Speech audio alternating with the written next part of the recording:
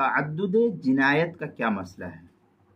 چنانچہ اگر ایک قسم کی جنایت کا ایک مجلس میں متعدد مرتبہ ارتکاب کیا، مثلا ایک مجلس میں کئی بار خوشبو لگا لی یا کئی بار جو ہے بال کو تراش لیا، کاٹ لیا، تو اس صورت میں ایک ہی جزا اس کے ذمہ لازم ہوگی۔ لیکن اگر کئی قسم کی جنایت ایک مجلس میں جمع کر لی الگ الگ،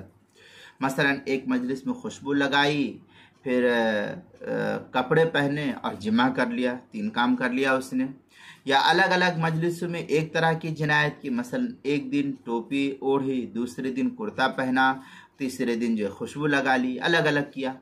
تو یا ایک مجلس میں جنایت کرے تو اس کا کفارہ دے دیا، پھر اسی مجلس میں وہی جنایت کی، تو ان سب صورتوں میں ہر جنایت کا کفارہ یہ الگ الگ ادا کرنا ضروری ہوگا۔ چنانچہ اس سلسلے میں جو ہے غنیۃ الناسک میں اذا تعدد الجنایات تعدد الجزا الا اذا اتحد المجلس فی التطیب والحلق، اس طریقے کی عبارت جو ہے غنیۃ الناسک صفحہ 241، اسی کا ہم مصر عبارت فتاوی شامی جو زکریا بک ڈپو دیوبند کا ہندی نسخہ اس کی تیسری جلد صفحہ 585، فتح القدیر تیسری جلد صفحہ 39، مبسوط للسرخسی جو بیروت کا چھپا ہوا نسخہ اس کی چوتھی جلد صفحہ 78، البحر الرائق جو کوئٹہ کا چھپا ہوا نسخہ اس کی تیسری جلد صفحہ 12، تبیین الحقائق جو زکریا بک ڈپو دیوبند کا ہندی نسخہ اس کی دوسری جلد صفحہ 361، کتاب المسائل تیسری جلد صفحہ 155 اور 156 صفحہ، عنوان ہے تعدد جنایات۔